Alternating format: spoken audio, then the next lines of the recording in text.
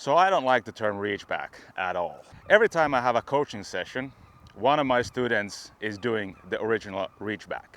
And every time this happens, they say, well, I thought you had to reach straight back. So what am I doing wrong? And I go, yes, you think you are reaching back, but actually you are reaching behind. And this is the most common problem when it comes to shoulder turn. This is why I don't want to use the term reach back. I want to use the term shoulder turn, because that is the thing that actually is happening, not the reach back. So if you find yourself rounding behind your body, you will not be able to throw effortlessly because you are getting in your own way. When you are throwing the disc from behind yourself, it looks like this. Your head goes first, your body goes first, and the disc is left behind. Don't do this. Instead, here are 5 tips for you to stop rounding. All right, the first tip is planting closed. You see my leg here. If I'm planting openly, it's very hard for me to turn my shoulders at all. My hips are stuck. My torso cannot turn properly because my leg is already open. This causes a lot of other troubles too, but here I'm focusing only on the shoulder turn.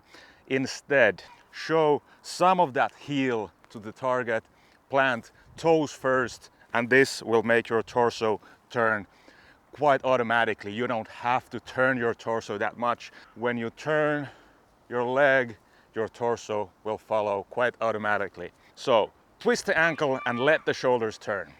So the second tip, what causes rounding, is that your elbow is getting too close to your body. This angle here is not 90 or more. It's closer to 60, 45, whatever. When it's under 90, you are most likely rounding. So instead, this is what I call the pickpocket. Imagine you are picking your disc out of your side pocket. It's like here. You lift it up, and there is essentially your reach back. Because when I turn, here I got more than 90 degrees, more than enough for my disc to travel effortlessly and not hit my body. So, pickpocket like this.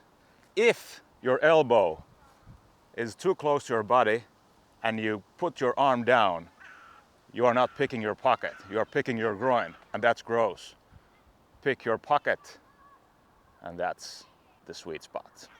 Number 3, the easiest way for me to think about the reach back is not to actually turn the shoulders at all. Like I said on the tip number 1, you want to twist your ankle like this, and with the shoulder you do nothing but this. You push your shoulder forward. This causes your arm to be longer than it used to be, like this. You get more leverage, super important, because the longer your arm is, imagine if this is a golf club. The longer it is, the more leverage you have. On top of that, this will automatically turn your shoulders like this.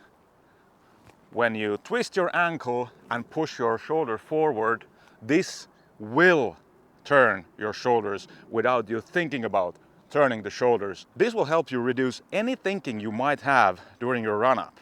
You don't have to turn, stick out. You only have to push your shoulder forward and twist your ankle, and there you have it.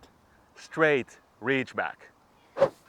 Even though me and all the players there actually talk about reaching back, the best players do not reach back.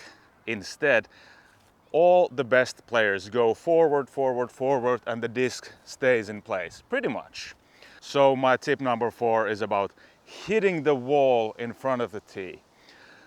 Think about your shoulders and the shoulder turn, and imagine there's a wall right in front of the tee pad, and try to hit the wall with your shoulders like this. Now you are not anymore on your back leg, because when you can throw against your front leg and have fully supported front leg, then and only then you'll be able to throw hard and let your rear side follow. If you are throwing from your back leg, your hips will be stuck and all of your torso will be stuck, and you are lacking the power of your body, and you will throwing only with the arm, and that is not what we want. So hit the wall, let the weight be on your front leg, and then you'll be able to rip out effectively. Tip number 5, the pit check. This may sound silly, but it actually works. So if you find yourself rotating too early like this, it will cause you rounding because you will get in front of the disc. This may be symptom of your nose going to the direction of your throw. Our bodies are stupid beings. They want to follow the nose. Whenever you're turning your head, the body will follow, all right? Now, when you're throwing and you're doing everything correctly up to this point, if you are turning your head first, like this, it will cause you rounding. Yes, we want to look at the target, and yes, it is important for accuracy, but we don't want to do it too soon.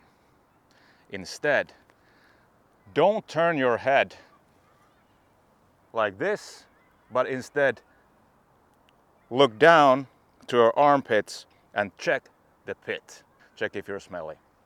Because if you look like this, you will be most definitely rounding, and this is not what we want. Instead, we want to be like this. The neck is fully relaxed. I don't have to do anything with it. This is not relaxed. This is not relaxed. This is relaxed. And when we look at the armpit, we can also check if we get to the power pocket and then out. But troubles will occur if you look at the target and try to throw like this, because that will cause rounding.